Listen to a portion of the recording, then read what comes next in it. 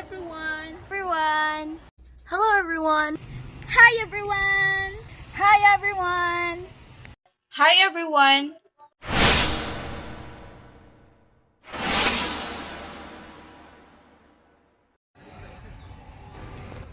Adobo ang sudan. Adobo ang sudan. Adobo ang sudan. Adobo ang sudan. Adobo nga sudan, paborito sa gabi, parisan sa pipsi. Dig up, me, ang adobo nga sudan, perfect kayo kalami. Good afternoon, everyone. I am Desiree N. Pagtalunan from Adobo Group 3. And today I will be discussing the Grade 9 Science Competency-Based Assessment Plan.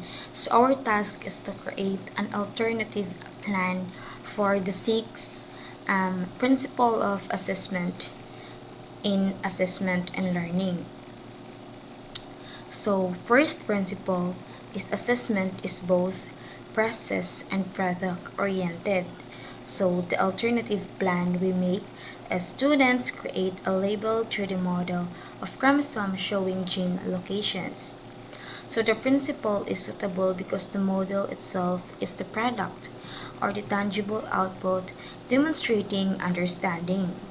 And the student's explanation of the model demonstrates the process of their learning and how they arrive at the understanding. The second principle is assessment should focus on higher order cognitive outcomes.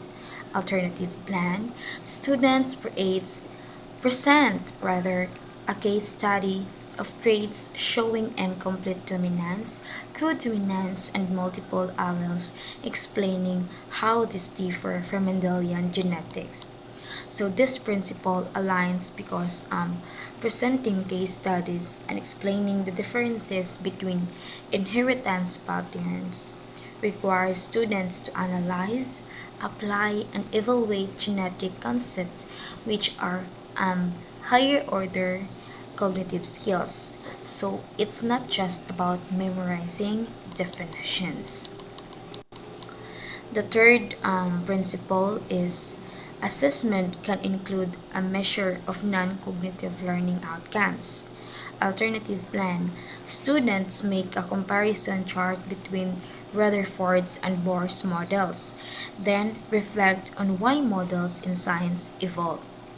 So the comparison chart addresses the cognitive aspect.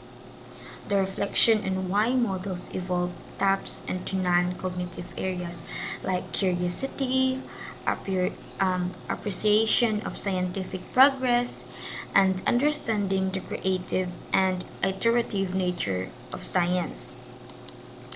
Next principle is assessment should reflect real life or real world context. Alternative plan, students identify household items and explain the type of bond that forms in their compounds. So by connecting chemical bonding to everyday substances, the assessment becomes relative to the students' real-world experiences. This helps them to see the practical application of the concepts they are learning. Next principle is assessment must be comprehensive and holistic. Alternative plan, students prepare a constellation map and explain how the properties of the sun can help in understanding other stars. So the task integrates multiple skills like research or gathering information, drawing or visual representation, and oral explanation or communication. So this comprehensive approach assesses a range of abilities, making it a holistic assessment. Next principle is assessment should lead to student learning. And the alternative plan, students create an infographic showing the flow of electrical energy and present how energy wastage can be reduced. So creating the infographic and presenting ways to reduce energy wastage reinforces their understanding to the topic and encourages them to apply their knowledge to real life scenarios. So, this assessment deepens their learning rather than just measuring a recall. So, those alternative plan are based from grade 9 subject science. That's all, everyone. Thank you.